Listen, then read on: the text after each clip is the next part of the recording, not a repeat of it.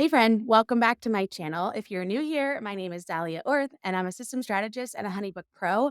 And I love helping business owners build efficient, easy, and streamlined systems behind the scenes so that they can gain back time and freedom in their lives.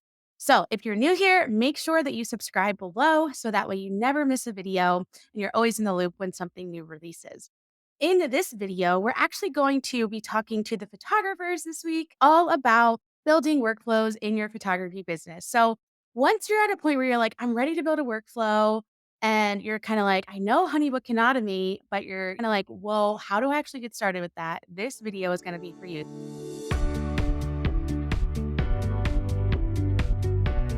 I first want to speak into what is a workflow? Why do you need it? How do you actually get started with automating it? And then give you the little bit of a tutorial behind the scenes later on. So, first off, what is a workflow? So, essentially, it's a fancy way of saying here are all the steps involved with getting your client from point A to point B. So, when your client first comes into your business, what do you actually want to happen next? Do you want them to schedule a call with you? Do you want them to fill out a questionnaire? Do you just want them to look at your prices and link that in there? Whatever steps are involved with your entire client experience process or your client journey, that is what is your workflow. So a lot of times what I tell people to do is I like to remove all the guesswork out of it. And I like to say, just pull out a piece of paper and start writing down every single step of your client experience journey. What do you want your clients to experience when they first come into your business? Do you want them to, like I said, to book a call? Do you want them to do a questionnaire?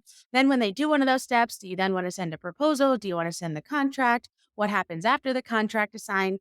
Ask yourself all of those different questions because that'll help you start build your workflow out to start actually seeing what steps are involved behind the scenes. So then once you have your workflow built, what you wanna do then is you wanna look at what's a template in here? What can I create as a template? So let's say you have a send inquiry response email to client, right? They fill out your contact form, send an inquiry response, but you wanna make that into a template because templates are the foundations to every great system, and they're the foundations to every great workflow. So in order to have really effective and efficient workflows, you'll see in the tutorial video in a little bit, you want to have your templates already in place because then it's very easy to just plug and play your different templates within your workflow and to start automating those steps out.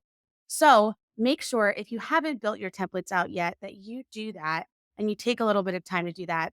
Baby steps are key because then building your workflow out will be a breeze once you have all of those things in place. So you build your workflow out, determine what can I create as a template, and then you can determine once you look at your workflow, what can I actually automate, right?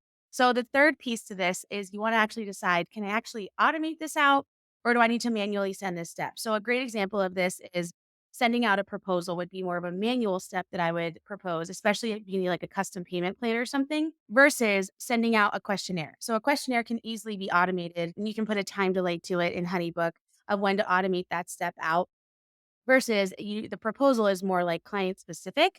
And so that's an easy one to then send, manually, or like a timeline for a wedding would be another great example. Like it's very custom to the client. So we can't necessarily automate that step out because it needs more customization than necessarily like a questionnaire or like a specific email template that you can send at a certain point in your process.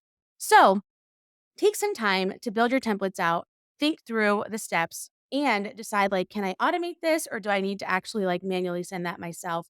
And then you'll see behind the scenes in this tutorial video, we're actually going to walk through how to actually build your workflow out in HoneyBook when you're ready. And of course, if you have any more questions, leave a comment below. Let me know. I'd love to answer them. And I'd love to hear too what you have found to be really beneficial when building out your own workflows in your own business. And there's also a few resources that you can take advantage of as well. And a low cost offer as well called From Inquiry to Cha-Ching, which dives into workflows and automations a little deeper, along with some templates and, all of the different getting started things behind the scenes in HoneyBook. So leave a comment if you have questions. And I'd just love to hear how you find this video helpful. And I will see you in the next video. All right, so we're going to dive into briefly how to start building out a workflow as a photographer. And so the very first thing with a workflow you want to make sure you have in place is the setting that you need in order to connect your workflow behind the scenes. So you want to make sure you assign a project type. So for you, that could be like wedding, family, maternity, newborn, whatever that might look like. You want to make sure you connect this behind the scenes to the specific contact form that you're wanting the automation to trigger. So the automation triggers primarily from the contact form itself in HoneyBook. So that is the trigger point that you need to set up first. So you want to make sure that the contact form, whatever setting you have as the project type, matches up with this project type right here. So if it's engagement, if it's a portrait client, if it's a different, type of session that you want to offer, then make sure that the contact form matches up with that first. That's a huge, huge, huge step because oftentimes people don't realize that they need to match that up. So this needs to match with the contact form. And they wonder, why is my contact form not automating like it should? And this is one of the first places that I look behind the scenes with that. So we're going to go into a workflow and we're going to look at that first and see and basically take a peek at how to build out a workflow for yourself. So there's a few steps in this already for myself. So the first thing is I always want to make sure I have an inquiry response set up right from the start. So my clients know what to expect, and that they don't feel ghosted by me. So the first thing you want to do is you want to choose an action type. There are a few different options in here. One is to send an email, create a task. You can actually send a smart file now or a brochure or questionnaire, but I would recommend if you're going to do a brochure or questionnaire to just send it as a smart file unless they're a legacy template. So we're going to send an email, then we're going to pick from my list of email templates that I have. So we'll just do this inquiry response test one that we have. You can actually look at it before it sends to see what it looks like in here.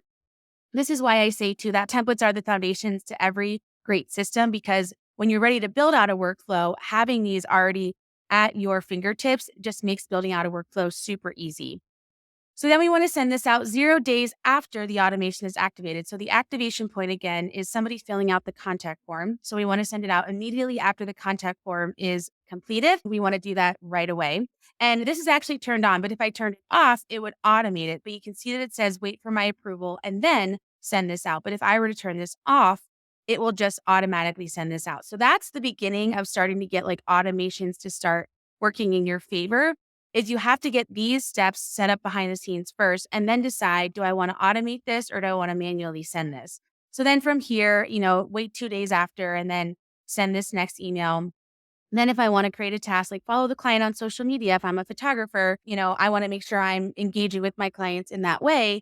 And so we want to follow those clients on social media, let them know we're excited to get to know them. And that's just a task I create for myself in my workflow. So if I wanted to add another step to this, maybe I want to send a smart file out at this point, and I can choose from all of my different templates in here. So maybe I wanted to do this portrait offerings one. It's a HoneyBook template, but you could customize it for your own business. Then I can choose the email template that I want to go out with it. So maybe we just say proposal for now, and then you can decide the time delay. So maybe I want to do it 3 days after, previous step is complete. So 3 days after, mini session inquiry, whatever sends out, whatever works best for your business. This is why having your client journey mapped out is really important. You can decide that. And then you can just lastly decide if you want to automate it or if you want to manually send it yourself. So that's how to start building your workflows out as a photographer in HoneyBook. And like I said, a lot of this will come together once your templates are together. So of course, if you have any questions, leave a comment below and let me know too what you have found to be really helpful for you in building out your own workflows in HoneyBook, and if you've run into any hiccups behind the scenes as well.